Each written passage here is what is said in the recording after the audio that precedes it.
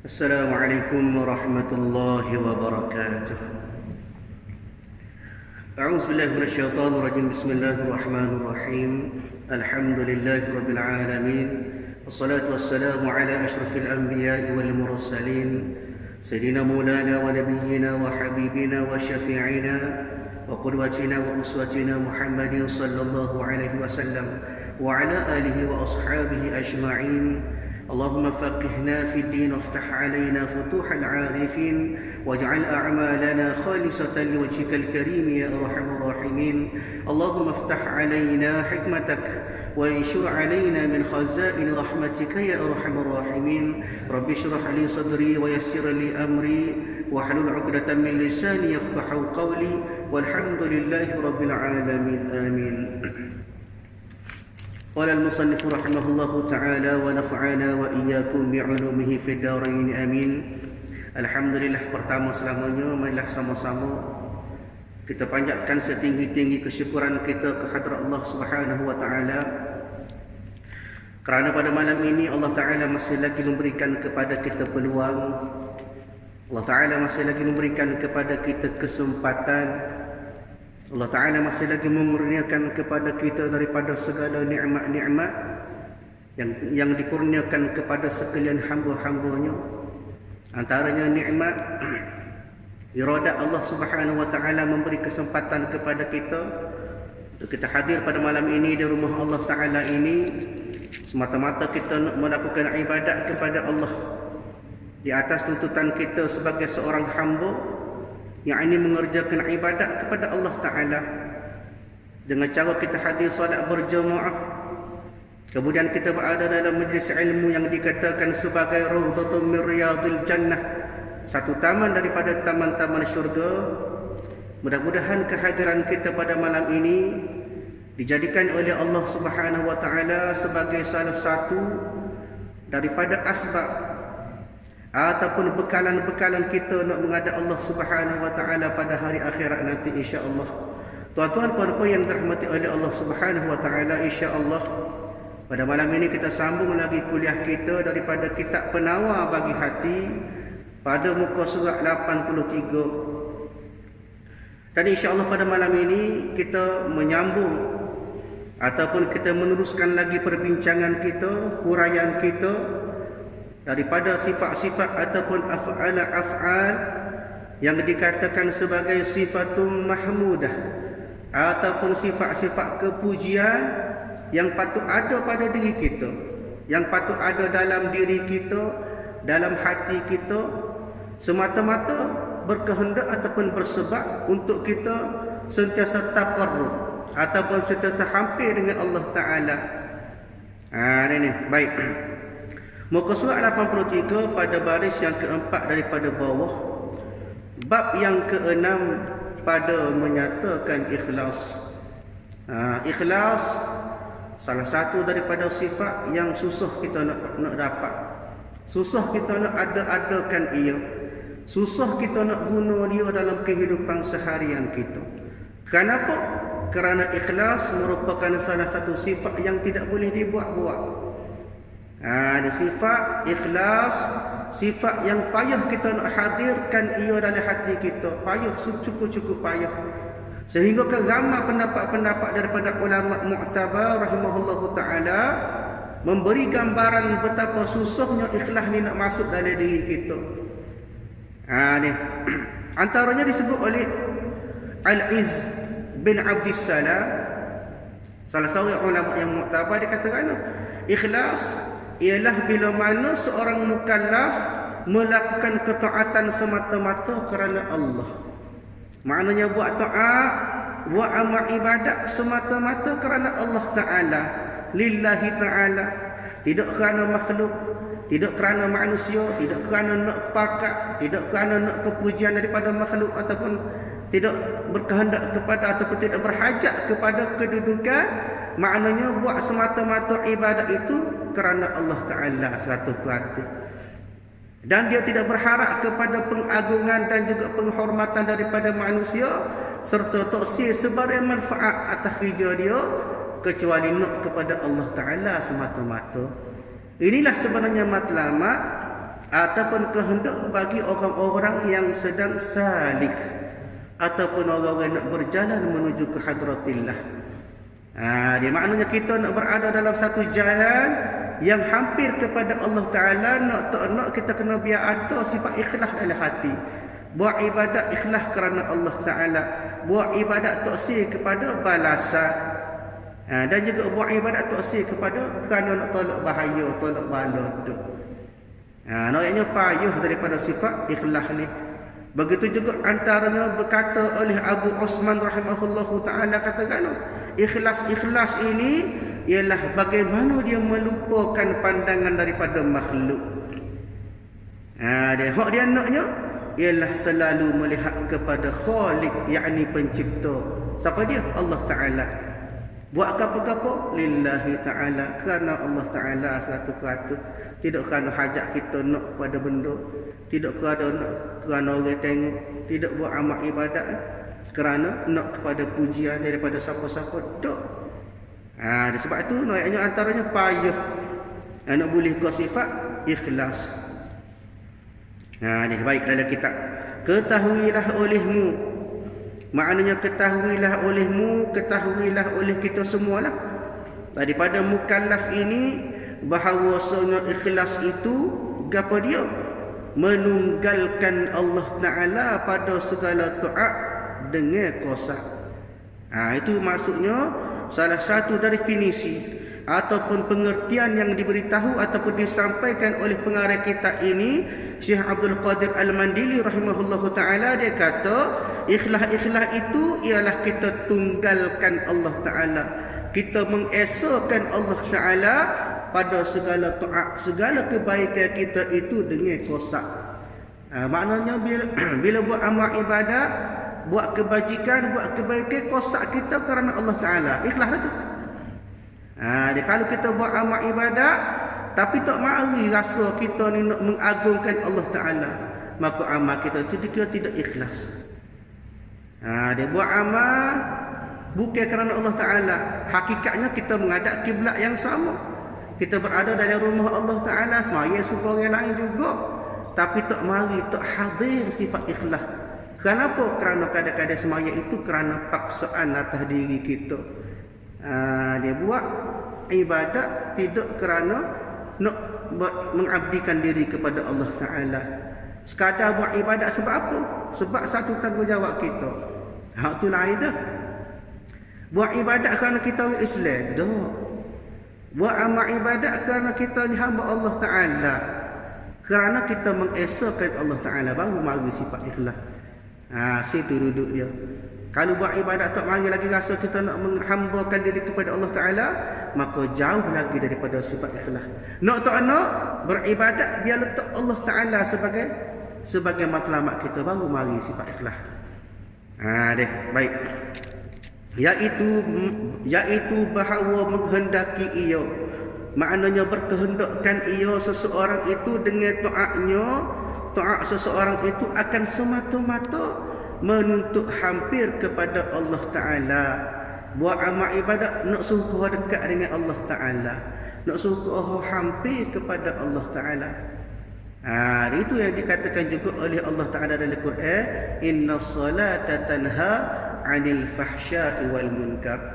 Sesungguhnya semaya itu boleh cegah daripada fahsyat, perkara keji dan benda munkar. Bila benda keji, benda munkar tak ada dalam diri kita, maka hampirlah kita dengan Allah Ta'ala. Lagu mana cara? Antaranya dengan semaya. Itu sebenarnya. Jadi kita nak menyatakan taat kita semata-mata kerana Allah Ta'ala. Buat ibadat kerana nak hampirkan diri kepada Allah Ta'ala, bukan kerana orang suruh. Dia bukan kerana malu kat orang, bukan kerana tak suruh orang kata. Buat amal ibadat semata-mata menuntut hampir kepada Allah Ta'ala, tiada akan sesuatu yang lain daripadanya, maknanya bukan nak kepada lain daripada Allah Ta'ala. Maknanya dalam hati kita, kosak kita, niat kita, tidak ada sesuatu masiwallah, lain daripada Allah, tak ada.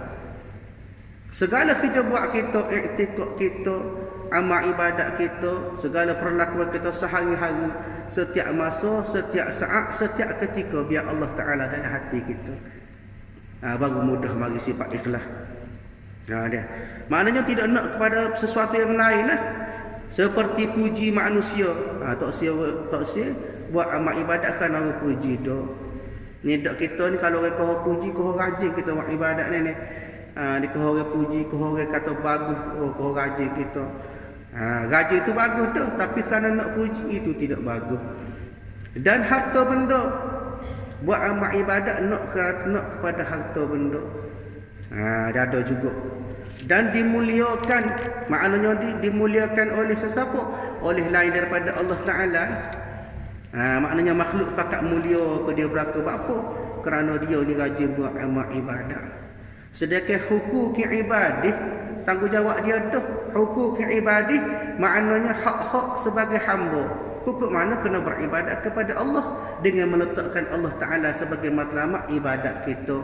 Baru hadir rasa ikhlas dalam ibadat kita. Dan bahawasanya ikhlas itu satu kelakuan hati yang dipuji. Maknanya ikhlas itu merupakan salah satu daripada af'alul qalbi, satu perbuatan hati hak dipuji. Makna termasuk dalam sifat mahmudah itu. Dan tidak diterima akan amal ibadat melainkan dengan dia. Nak tak nak amal ibadat kena ada ikhlas, baru Allah Ta'ala terima. Kalau tidak, dia kata Allah Ta'ala, amal ibadat kita haba'an mansura, seperti mana debu yang berterbangan, tak terima. Buat amal ibadat tidak ikhlas, tak terima. Buat amal ibadat nak tunjuk kat orang, Allah tak terima. Dia maknanya kukuk mana kena mari ikhlas. Walaupun payah, kata ulama kena ajar dulu. Didik diri kita, ajar mula-mula payah. Kau nama kita cipta ataupun kita hadirkan rasa ikhlas dalam ibadat, insya-Allah maka satu hari nanti Allah Taala akan terima daripada ibadat kita. Ni baik. Telah berfirman Allah Taala daripada surah Al-Bayyinah ayat yang kelima, Allah Taala kata, "Wa ma umiru illa liya'budullaha mukhlishina lahuddin," kata Allah. Artinya tiada disuruh, maknanya tiada diperintahkan akan mereka itu daripada kalangan kita semua ini, melainkan kecuali dengan apa dia? Menyembah mereka itu akan Allah Ta'ala. Illa liya'budullah. Maknanya tidak disuruh sesuatu akan hamba kecuali buat amal ibadat kepada Allah Ta'ala. Bila? Mukhlishina lahuddin, pada ketika membersihkan mereka baginya akan agama. Buat amal ibadat kepada Allah Ta'ala dalam keadaan kita bersih, kita suci. Apa dia? Daripada syirik yang besar dan syirik yang kecil. Maknanya tak siapa ada dalam hati kita selain daripada Allah Ta'ala. Maknanya buat amal ibadat lain daripada Allah Ta'ala, setengah ulama kata benda tu syirik. Buat amal ibadat nak ke puji, itu syirik. Kenapa? Kerana seolah-olah buat amal ibadat itu nak menduakan Allah Ta'ala. Ada juga setengah ulama ayat lagu tu. Maknanya buat amal ibadat kerana Allah Ta'ala. Lagu mana nak latih, kena ajar. Buat amal ibadat biar kerana Allah Ta'ala, lillahi ta'ala. Kadang-kadang kita sembahyang subuh, kita baca doa iftitah, wajjahtu wajhiya lillazi fataras samawati wal ard.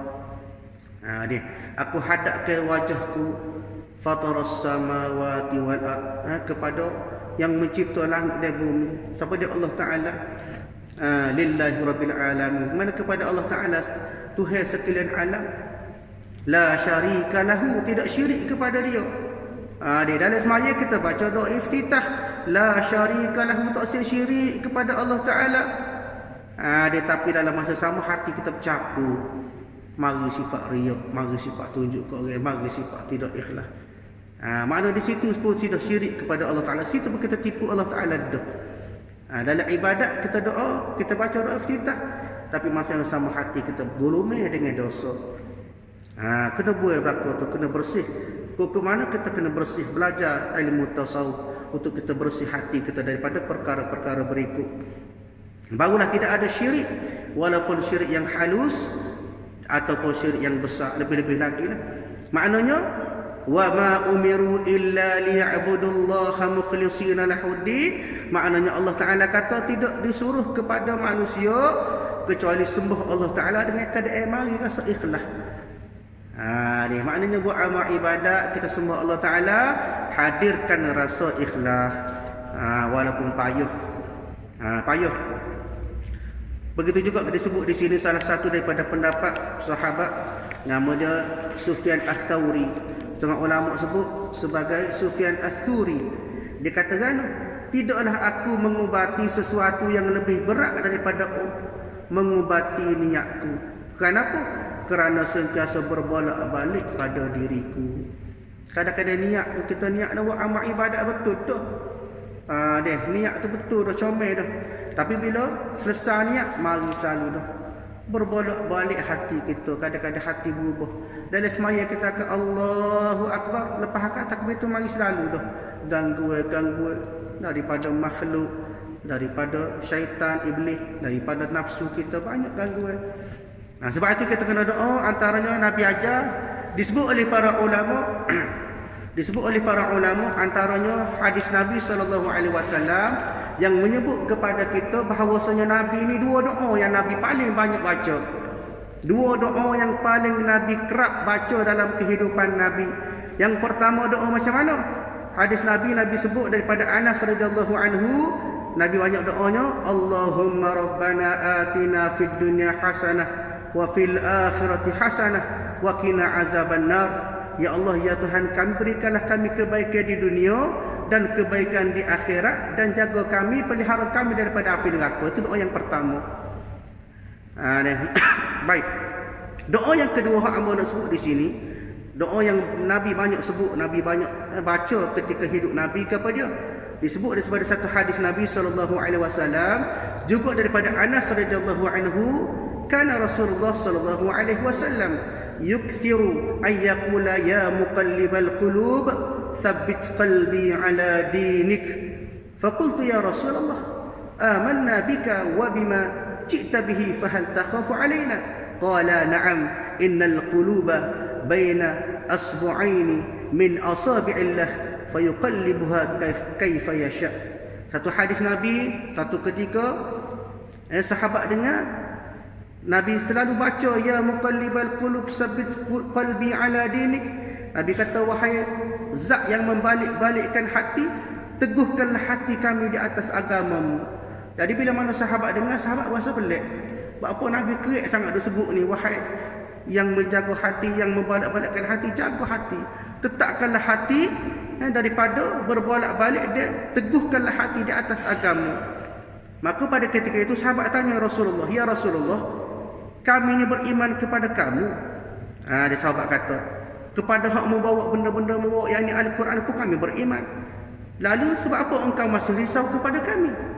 Kita tanya pada Rasul, apa kamu nak gusi-gusi sangat kepada umat, siapa kamu ajar doa, sebut sentiasa sebut doa-doa ni? Maka kata Nabi kata, sesungguhnya hati manusia di antara dua kudrat ataupun dua kekuasaan Allah Ta'ala, yang mana Allah Ta'ala boleh balik-balikkan hati bila-bila masa Allah Ta'ala nak. Sebab tu kita kena jaga hati kita, baiki hati kita, jangan biar Allah Ta'ala balik. Kadang-kadang keimanan kita ni, muka kita ni, kata ulama, al-imanu yazidu wa yanqus. Iman-iman kita ni kadang-kadang bertambah, kadang-kadang jadi kurang. Maknanya bila bertambah, bila kita buat amal ibadat, kita rajin amal ibadat, kita beriman kepada Allah, rajin buat amal, maka naiklah iman kita, yazid, bertambah iman kita. Wa yanqus, bila pula jadi turun, bila mana iman kita lemah, banyak buat maksiat kepada Allah Ta'ala, kita lupa kepada Allah Ta'ala. Dia banyak ingat kepada makhluk, banyak lalai, ghaflah kepada amal ibadat kita kepada Allah Ta'ala, maka pada ketika itu hati kita ataupun iman kita jadi turun. Sebab itu kita kena jaga. Nabi ajar doa, banyakkan doa, ya muqallibal qulub tsabbit qalbi ala dinik. Dia maknanya, ya Allah ya Tuhanku, Tuhan yang membalik-balikkan hati, jagalah hati, teguhkanlah hati kami supaya sentiasa berada atas jalan agama. Kita mesti takut hati kita ni tak tetap atas jalan agama. Sebab hati ni boleh berubah. Sebab itu antara kata ulama, ada setengah manusia ni macam-macam pesing. Ada tu pada waktu pagi ni ada fi subhi au fil fajri mu'minan wa fil masai kafiran. Sebelah pagi dia beriman, ada pun sebelah petang jadi kufar, jadi kafir. Ada setengah tu fi subhi au fil fajri kufran, sebelah pagi dia kufur, tapi fil masai pada waktu petang pula dia beriman kepada Allah Ta'ala, berubah. Jadi cara dia nak tak nak, kita kena sentiasa bergantung harap kepada Allah Ta'ala, biar Allah Ta'ala jaga hati kita, bersih hati kita, hadirkan rasa ikhlas dalam ibadat kita. Dan semua tu nak kepada doa kita, minta dengan Allah Ta'ala supaya sentiasa dijaga hati kita, sentiasa tetap ataupun sabar atas jalan agama. Baik. Dan sabda Nabi SAW, Nabi sebut juga dalam satu hadis yang diriwayat oleh Asy-Syaikhan an Umar bin Al-Khattab radhiyallahu anhu. Kata Nabi sebut, innamal a'malu binniyati wa innama likulli imri'in ma nawa faman kanat hijratuhu ila Allah wa rasulih fahijratuhu ila Allah wa rasulih wa man kanat hijratuhu lidunya yusibuha aw imra'atin yankihuha fahijratuhu ila ma hajara ilaih aw kama qala fa sadaqa Rasulullah sallallahu alaihi wasallam. Nabi kata artinya hanya senya, maknanya sesungguhnya sah segala amal ibadat itu dengan sebab segala niat. Nak buat gapo-gapo kita betul niat kita. Nak semaya beribadat, kita niat biar betul-betul kerana Allah Ta'ala. Maknanya segala-galanya bergantung pada niat kita. Dan hanya senya, maknanya sesungguhnya bagi tiap-tiap seseorang itu barang yang berniat ia akan dia. Lagu mana tu? Artinya tiada ada baginya barang yang tiada berniat akan dia, dan tiada baginya barang yang berniat akan dia oleh orang yang lain. Maknanya bergantung kepada kosak kita, niat kita. Kalau niat kita, kita beramal kerana kita ni hamba Allah Ta'ala, semata-mata kerana kita bersifat dengan ubudiyah ataupun sifat penghambaan kita kepada Allah Ta'ala semata-mata kerana Allah Ta'ala, maka hak itulah kita dapat. Mana kita dapat ganjaran ataupun kita dapat balasan, dapat pahala sebagai hamba Allah Ta'ala. Ini maknanya kalau kita niat lagu tu, hak itulah kita dapat. Baik. Maka barang siapa ada berpindah kepada Allah Ta'ala, maknanya dia berubah kepada Allah Ta'ala, dia berhijrah kepada Allah Ta'ala dan Rasulnya, maka perpindahan itu kepada Allah Ta'ala dan Rasulnya. Kalau buat amal ibadat kerana Allah Ta'ala, maka Allah Ta'ala terima. Itu maksudnya. Buat amal ibadat, kalau niat ikhlas kepada Allah Ta'ala, maka Allah Ta'ala terima. Kalau buat amal ibadat dia tunggi, maknanya bangun duduk. Ibadat kita itu, qiyamul kita itu, segala kebajikan kita buat, kalau tidak niat kepada Allah Ta'ala, maka tak sapa kepada Allah Ta'ala. Sekadar nampak, rajin buat amal ibadat. Bukan niat hak sebut. Niat sebut boleh sebut belakang. Dia maknanya niat iaitu kosak dalam hati kita, sebenar-benar tujuan ibadat kita. Kadang-kadang ada orang dia niat semaya, usolli belakang, usolli fardhu zuhur supo ya, tapi dah niat ataupun kehendak dia dalam ibadat dia tidak sapa kepada Allah Ta'ala. Maknanya kosak dia buat amal ibadat tidak lillahi ta'ala. Kadang-kadang hanya kerana siapa waktu dia mayat, siapa waktu dia buat amal ibadat. Ada orang dia buat amal ibadat tidak kerana Allah Ta'ala semata-mata. Sebab itu kata Nabi, benda hak kita niat tu lah hak kita dapat. Tak kira lah daripada amal ibadat apa sekalipun, atas matlamat kita buat amal ibadat tu kerana apa, maka kerana tu lah hak kita dapat. Baik. Erti, artinya barang siapa yang berpindah dari negeri kufar kepada negeri Islam dengan niat yang ikhlas kerana menjunjung perintah Allah dan Rasulnya, maka berpindahannya itu mulia dan diterima dan diberi pahala.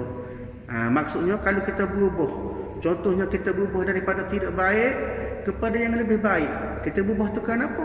Kerana kita insaf, kita tahu bahawasanya kita ni hamba Allah Ta'ala, buat amal ibadat kepada Allah Ta'ala, matlamat kita nak kepada Allah Ta'ala, maka pada ketika itu, itulah yang dikatakan sebagai amal ibadat, ataupun perlakuan amal ibadat kita itu diterima oleh Allah Ta'ala dan diberi pahala beserta dengan niat kita betul tadi itu. Kalau sekadar buat amal ibadat orang buat, kita buat. Orang semaya, kita semaya. Orang ikhlas, tapi kita semata-mata nak turut orang. Maka tak sampai pahala kita kepada Allah Ta'ala. Sekadar nampak kita dah buat saja.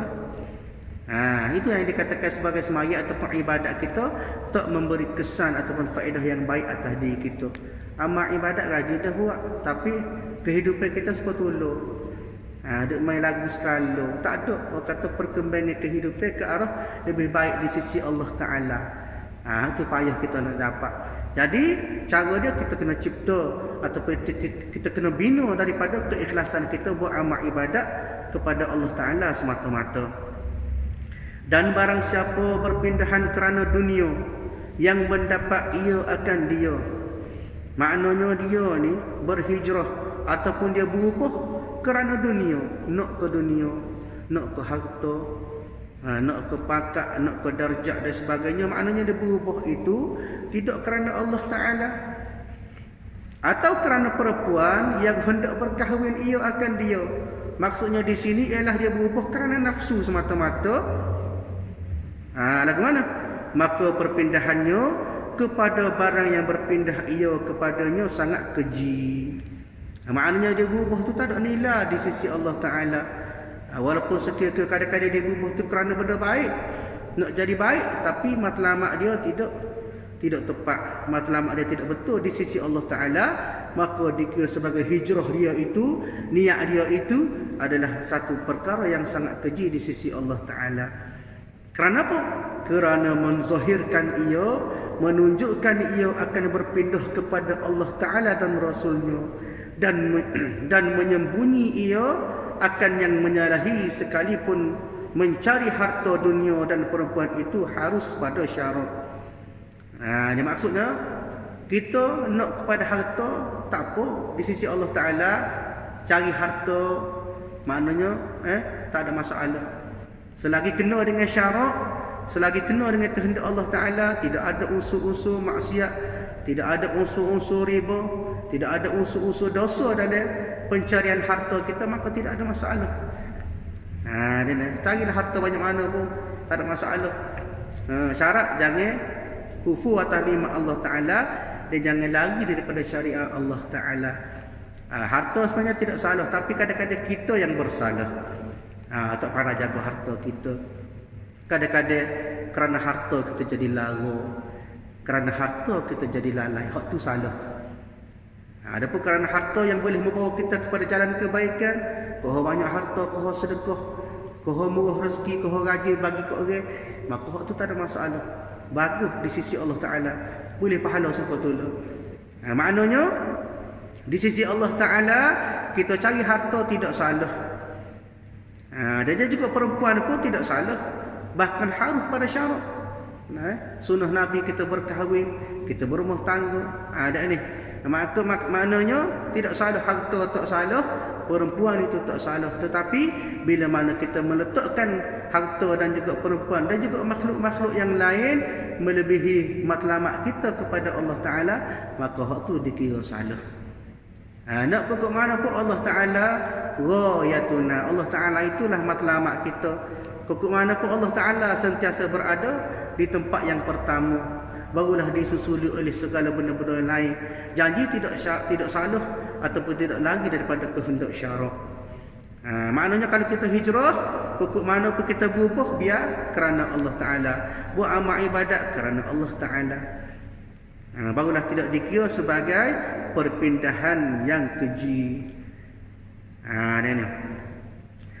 Dan sabda Nabi SAW, Nabi sebut lagi berkenaan dengan bab-bab ikhlas ni. Nabi kata satu hadis yang diriwayat daripada Abu Hasan Al-Basri. Kata Nabi SAW, al-ikhlasu sirrun min sirri istawda'athu qalba man ahbabtuhu min ibadi. Kata Nabi SAW, Nabi sebut bermula ikhlas itu satu rahsia daripada rahsiaku. Maknanya ikhlas ni satu benda hak Allah Ta'ala sifat sebagai satu rahsia, sebagaimana juga dikatakan sebagai hidayah. Hidayah pun merupakan satu rahsia Allah.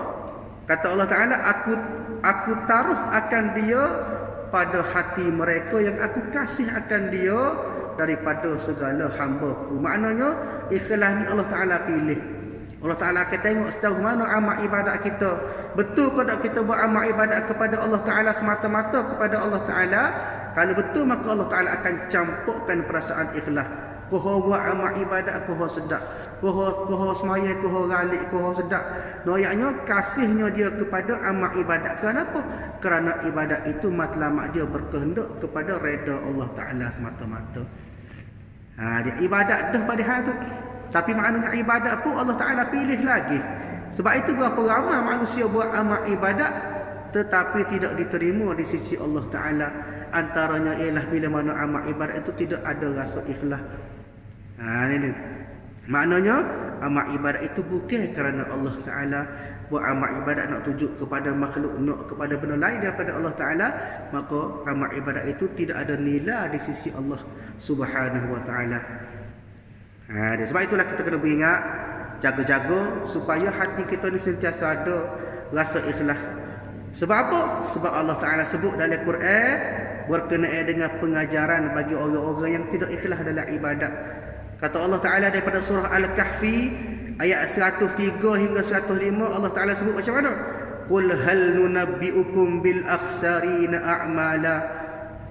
Wahai Nabi Muhammad, mahukah kami khabarkan kepada kamu akan orang yang paling rugi daripada amal-amal perbuatan dia? Allah Ta'ala kata, nak kepada wahai Nabi Muhammad, aku ayat kamu, siapa diakah kalangan orang-orang yang sentiasa rugi dalam buat amal ibadat dia? Alladzina dhalla sa'yukum fil hayatid dunya wa hum yahsabuna annahum yuhsinuna sun'a. Siapa dia? Iaitu orang-orang yang telah sia-sia amal usaha dalam kehidupan ini, sedangkan mereka menyangka bahawa mereka sentiasa betul dan baik pada apa sahaja mereka buat. Kita dah suka kita buat betul dah. Kita semaya bagus dah, tak aja tinggal. Semaya Jumaat kita tak aja tinggal, tak aja miss. Sentiasa berada di saf yang pertama. Tapi bila mana kita tersangka kita betul, padahal di sisi Allah Ta'ala sia-sia amal. Ulaikal ladzina kafaru bi ayati rabbihim wa liqa'ihi fahabitat a'maluhum fala nuqimu lahum yaumal qiyamati wazna. Mereka lah orang-orang yang kufur ikat akan ayat-ayat Tuhan mereka dan akan pertemuan dengannya. Diikat maknanya dia tidak yakin dengan Allah Ta'ala. Buat amal ibadat tidak ikhlas kepada Allah Ta'ala, tak yakin dengan Allah Ta'ala, maka pada ketika itu gugurlah segala amal-amal mereka. Maka pada akibatnya mereka tidak akan diberi sebarang timbangan untuk nilai amal mereka pada hari kiamat kelak. Esok-esok tak ada berskala dalam nembel dia tu kosong. Bekah yang nak bagi ngadak Allah Ta'ala kosong. Kenapa? Kerana dia ada kira-kira banyak, pasal buat amal banyak, tapi kosong kerana apa? Kerana tidak ada ikhlas, tidak ada sandaran ibadat dia itu kepada Allah Ta'ala. Disebut oleh ulama antaranya satu kisah yang berlaku. Satu ketika orang alim, salah seorang orang alim ulama, dia semaya duduk sah depan sokmo. Mari semaya duduk depan sokmo, boleh dia berada di sah depan. Tiba-tiba satu ketika dia lambat. Maka bila lambat dia kena berada di sah yang kedua. Maka pada ketika dia semaya di sah yang kedua, baru dia sedar. Masa tu dia rasa malu, orang duk tengok ke dia, seolah-olah dia rasa orang duk pandai dia lain. Kenapa? Sekali duk sah yang pertama, tiba-tiba ini sah yang kedua, seolah-olah dia rasa orang tengok dia ni satu kekurangan bagi dia. Maka ketika itu dia baru sedar betapa hakikat ikhlas itu berbeza. Di kadang-kadang dia mari semaya itu bagus tu, dosa yang pertama, tapi ada perasaan nak tunjuk ke orang. Ada perasaan nak suruh tengok, ada perasaan nak suruh pandang. Dalam keadaan dia ni buat amal ibadat, maka dalam keadaan itu maka menyebabkan tidak ada rasa manis dalam ibadat. Baru dia start rupa-rupanya selama ni dia semaya tu kerana nak tunjuk ke orang. Tidak ikhlas dalam amal ibadat. Sebab itulah tuan-tuan dan puan-puan yang terhormat oleh Allah Taala, mudah-mudahan saya kira perkongsian saya pada malam ini bersama tuan-tuan dapat memberikan pengajaran kepada kita supaya kita dapat latih, ajar diri kita supaya kita sentiasa buat benda, buat amal ibadat semata-mata kerana Allah Ta'ala, insya-Allah. Dan ketahuilah olehmu bahawasanya ikhlas itu 3 pangkat. Wallahu a'lam bissawab. A'udzubillahi minasyaitonir rajim. Bismillahirrahmanirrahim. Alhamdulillahirabbil alamin wassalatu wassalamu ala asyrafil anbiya'i wal mursalin wa ala alihi wa ashabihi ajma'in. Allahumma inna nas'aluka ridhaka wal jannah wa na'udzubika min sakhatika wan nar. Allahumma innaka 'afuwun karimun tuhibbul 'afwa fa'fu 'anna wa 'an walidina wa 'an jami'il muslimina wal muslimat wal mu'minina wal mu'minat bi rahmatika ya arhamar rahimin. Rabbana atina fid dunya hasanah wa fil akhirati hasanah wa qina 'adzaban nar. Wa sallallahu ala sayyidina Muhammad wa ala alihi wa ashabihi ajma'in. Walhamdulillahi rabbil alamin. Assalamualaikum warahmatullahi wabarakatuh.